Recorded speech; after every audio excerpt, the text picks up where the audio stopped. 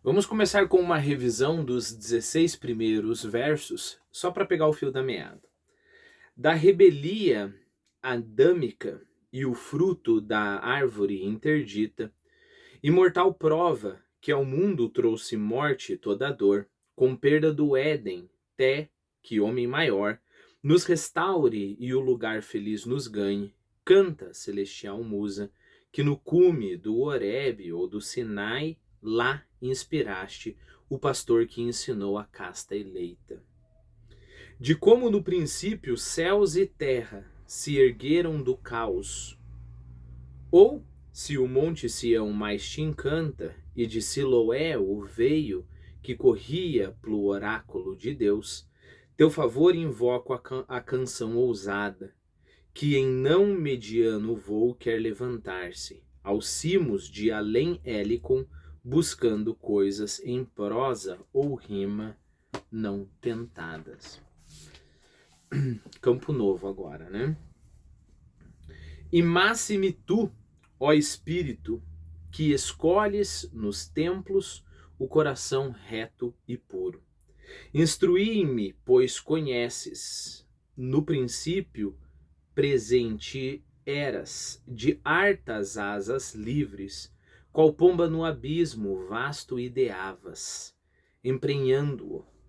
O que é treva em mim aclara, o que é torpe erga e suporta, para que ao nível de tão grande argumento defender possa a eterna providência e aos homens seus caminhos explicar.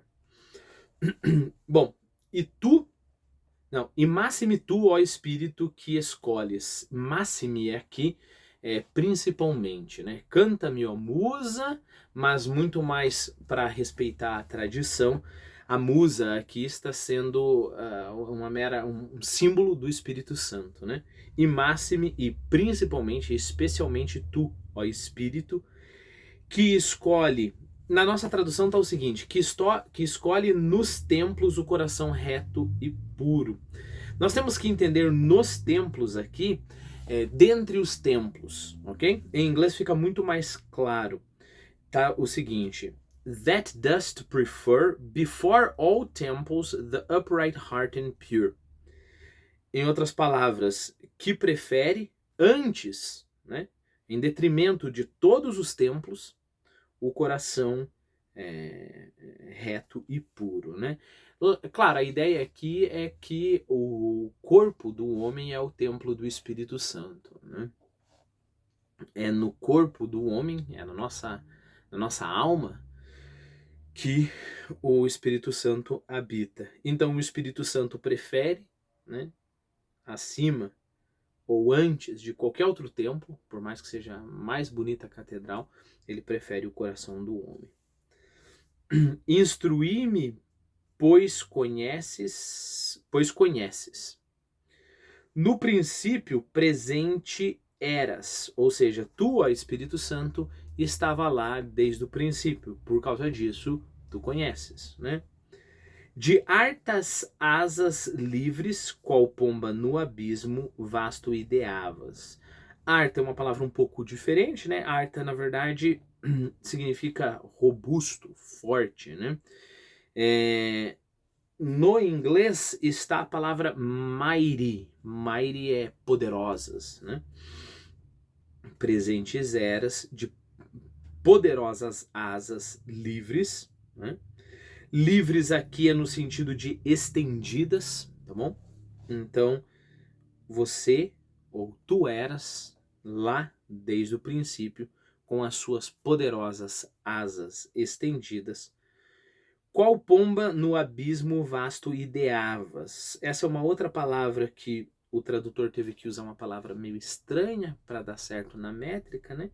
Idear é projetar, idealizar, né? Idear, claro, vem de ideia, mas no inglês não está idear, está brood. Brood é interessante, é uma palavra linda, uma ótima escolha em inglês, porque brood pode significar tanto chocar, chocar no sentido de chocar ovos, né? Não chocar uma pessoa. Então, a imagem aqui é o pombo, né? A imagem aqui é a pomba, chocando o que? A gente já vai falar, né? Só antes disso, qual o segundo significado de brood? Brood pode ser no quesito de pensar com persistência sobre alguma coisa. He was in the room brooding his destiny. Né? Então ele ficou lá na sala só pensando, meditando sobre o seu destino. Né? Bom, então vamos tentar se aproximando mais no original agora, né? Qual pomba no abismo vasto ideavas? Ou seja, como pomba no abismo vasto, sei lá, projetavas, idealizavas, né? Só que novamente perde a ambiguidade, a riqueza da palavra, porque ao mesmo tempo que é isso, é chocavas, né? Então, ideavas emprenhando-o. Emprenhando-o o quê? Esse o se refere ao abismo. Então, a pomba, ou o Espírito Santo, estava desde o começo lá no abismo, chocando e ao mesmo tempo pensando, projetando, e ao fazer isso, emprenhava o abismo, né? Deixava o abismo grávido, digamos assim. E aí, o nosso eu poético aqui continua. O que é treva em mim aclara, o que é torpe ergue e suporta, para que ao nível de tão grande argumento defender possa a eterna providência e aos homens seus caminhos explicar. Os seus caminhos explicar aqui, na nossa tradução, sintaticamente falando, está conectado com a eterna providência, né? Mas no inglês está falando os caminhos de Deus, ok? Os caminhos de Deus. Então, não é o mesmo sujeito, quer dizer, não é o mesmo caminho, ele não está aproveitando o elemento do eterna providência, né? No inglês é I may assert the eternal providence and justify the ways of God to men, né? Então eu posso defender, que eu possa defender a eterna providência e aos homens os caminhos de Deus justificar, na verdade, em vez de explicar aqui no original. Justificar, ok? Justify. Novamente, você talvez pode se perguntar, se você não lembra de uma digressão que a gente fez antes, mas por que o narrador não faz isso que a gente está falando? Porque o narrador, desculpe, não, o tradutor não faz isso que a gente está fazendo aqui, né? Porque o tradutor também tem que se preocupar com métrica, né? E aí é uma questão de prioridades para o tradutor, né? Eu, particularmente, prefiro priorizar o significado, mas para mim é muito fácil, né? Eu não tenho que colocar ali no papel, eu simplesmente posso falar para você, né?